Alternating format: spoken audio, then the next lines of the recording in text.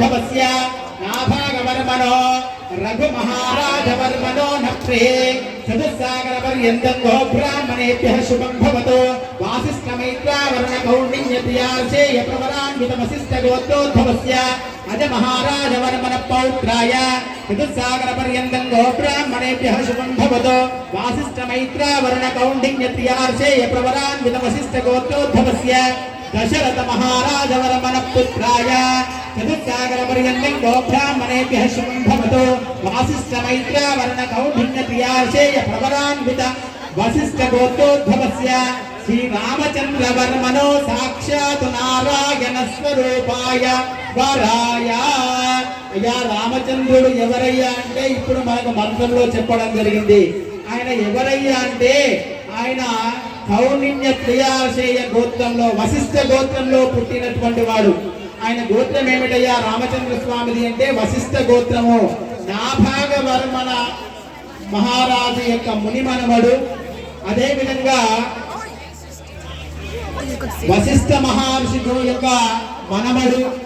అదే విధంగా మరి దశరథ మహారాజు యొక్క గారాల ముద్దుల కొడుకు. పేరు సాక్షాత్తు నారాయణ స్వరూపుడైనటువంటి రామచంద్ర స్వామి. ఎందుకంటే దశరథ మహారాజుకు పెద్ద కొడుకు ఆయన. పెద్ద కొడుకే కాదు, మనం రామాయణం చదివితే తెలుస్తుంది. దశరథ మహారాజు యొక్క గారాల ముద్దుల బిడ్డ. ఆయనకు సంబంధించినంత వరకు ఒక విధంగా చెప్పాలనుకుంటే దశరథ మహారాజు యొక్క ప్రాణం రాముడు. అందుకే రాముని ఎడబాటు తట్టుకోలేక కొన్ని క్షణాల్లోనే ప్రాణాలు వదిలినటువంటి గొప్ప తండ్రి ఆ యొక్క దశరథుడు. అంత ప్రేమ ఆయనకి. అలాంటి దశరథ మహారాజు యొక్క కుమారుడే ఈ రామచంద్ర స్వామి అనే పేరు కలిగినటువంటి సాక్షాత్తు నారాయణ స్వరూపుడైనటువంటి ఈ పెళ్లి పందెంలో ఉన్నటువంటి వారు. మరి ఇక మరి అమ్మాయి తరపున వాళ్ళు ఇలా అనుకుంటే అబ్బాయి తరపున వాళ్ళు ఉన్నారు. అబ్బా మా ఆయనకు చక్కగా ఉంటే మా పిల్లగాడే చక్కగా పిల్ల ఇంక అంతకంటే అందంగా ఉన్నది.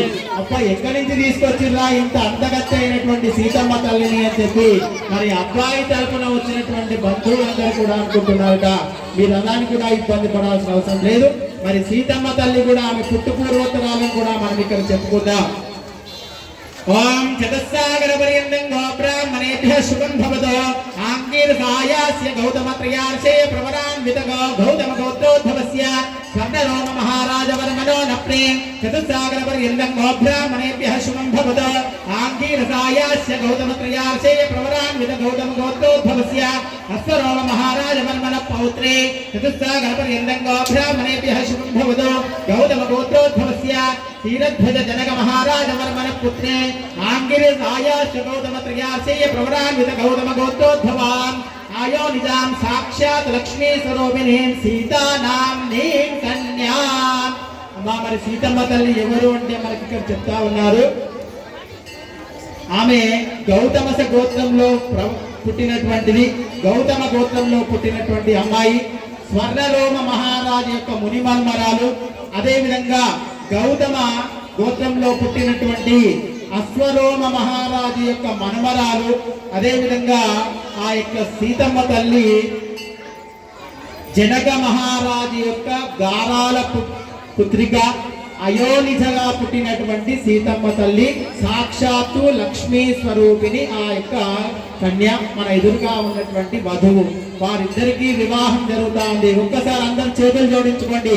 అందరూ అనండి కన్యాదాన ఫలితం మీ అందరికీ రావాలంటే అందరూ అనండి మయా సహ దశ పూర్వేషాం దశ అపరేషాం మత్ వంశానాం మాతృ వంశానాం నరకాత్ ఉత్తీర్య శాశ్వత పుణ్యలోక ఫల అవాప్తి అర్థం యథాశక్తి సాలంకృత సహిరణ్య ఉదక దారా పూర్వక కన్యాదానం అహం కరిష్యే. అయ్యా కన్యాదానం చేస్తే ఎంతటి పుణ్యం కలుగుతుంది అనేటువంటిది ఒక్కటే మాటలు చెప్పుకుందాం, ఎందుకంటే సమయం ఎక్కువైపోతుంది. అయ్యా మయా సహా దశ పూర్వేష కన్యాదానం చేస్తే ఎలాంటి ఫలితం కలుగుతుంది. పెద్దవాళ్ళు చెప్తూ ఉంటారు ఇల్లు కట్టి చూడాలి, పెళ్లి చేసి చూడాలి. మనం అనుకుంటాం ఇల్లు కట్టే మస్తు పని ఉంటుంది, పెళ్లి చేస్తే